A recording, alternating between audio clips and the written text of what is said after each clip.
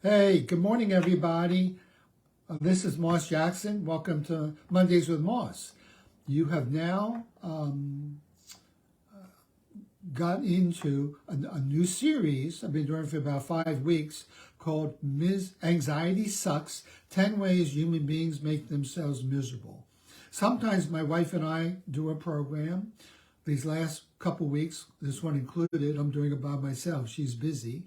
And I'm trying to talk a little louder because some people have said they really like this series, but sometimes it's difficult to hear. So I will be getting a good microphone, which should help a lot. This is Christmas season, Hanukkah season, and it's a time for a lot of people of wishes and hopes. And I just want things to work out. I want people to be happy, a time of cheer. I hope the presents I get people they're going to like. I hope the presents I get I'm going to like. Why does it cost so much money? Why is it so stressful? I went to the farmer's market in Ardmore the other day, and I was totally surprised it wasn't packed yet. Then I realized it was a week, 2 weeks away from the holidays. Next week will be horrendous, and the chances are people will be pushing, shoving, cutting in line. It's a time of anxiety, a time of stress. And I personally feel that every human being deserves to be happy. But you got to create happiness.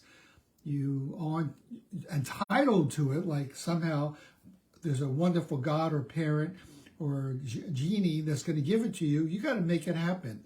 But there are some ways in which we really do make ourselves miserable, along with making other people miserable.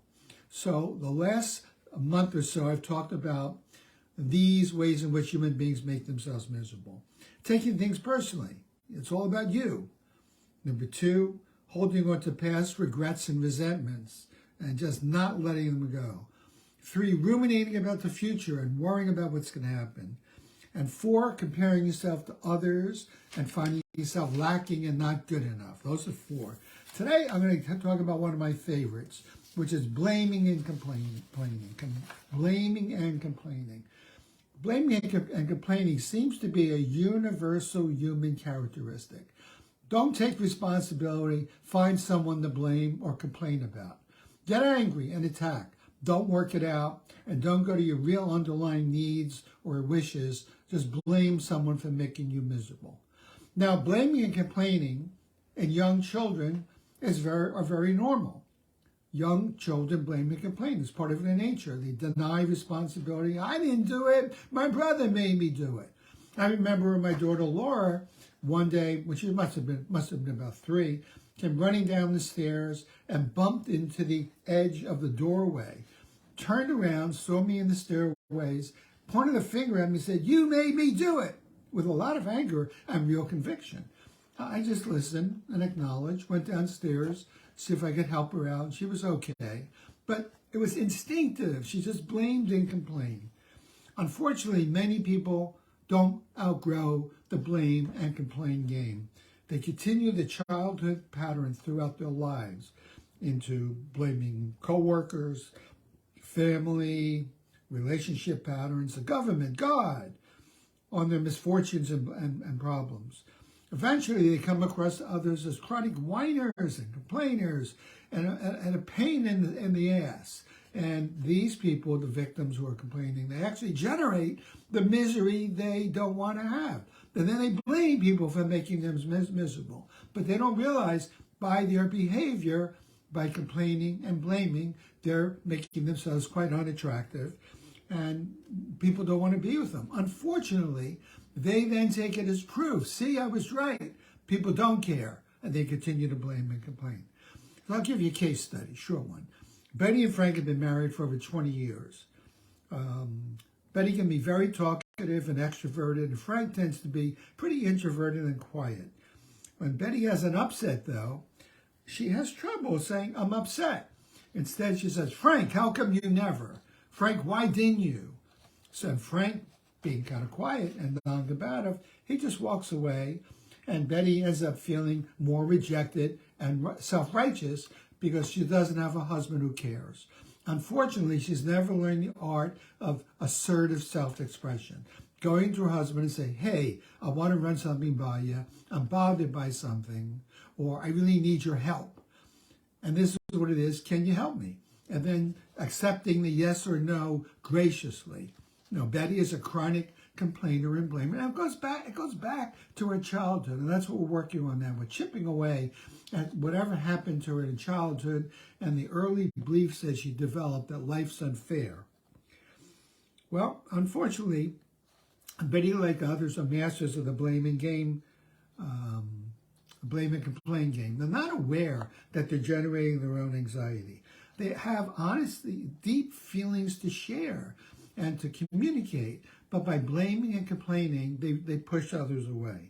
Again, this notion of assertive self-expression intrigues me because it requires, number one, taking responsibility for how you feel and finding a way to solve the problem, either yourself by talking to others.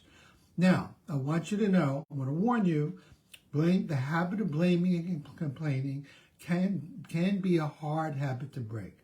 It's hard to look at yourself and take responsibility for your own pain and learn more appropriate ways to ask for help, understanding, and love. But if you do see this as a pattern and see that you're driving others away, you may begin to take some responsibility for it and start to practice some more appropriate ways to influence someone to get what you want. So how about if you try these? Number one, start to notice if you're a blamer and a complainer. Be willing to recognize that sometimes when you're upset and frustrated, your default strategy is to immediately go to anger and attack and blaming. Instead of saying, I'm upset, I'm bothered, hey, I want to talk to you about something. When you didn't come home to 2 o'clock in the morning, I got worried, I got scared, and I just want you to understand that. Instead of like, what the F is wrong with you? You always do this. You never tell me where you're going. Blah, blah, blah, blah, blah. It just drives the other person away, and they won't feel any affection for you at all. Also, you can define the problem in terms of, I'm noticing I'm feeling upset and disappointed. I wonder what happened. And take responsibility for what happened.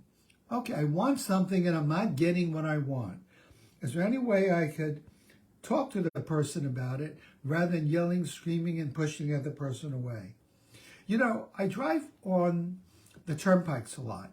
And I notice when I drive down to our little beach place in Brigantine, drivers, including myself, drive very, very fast. And they often cut into the left lane.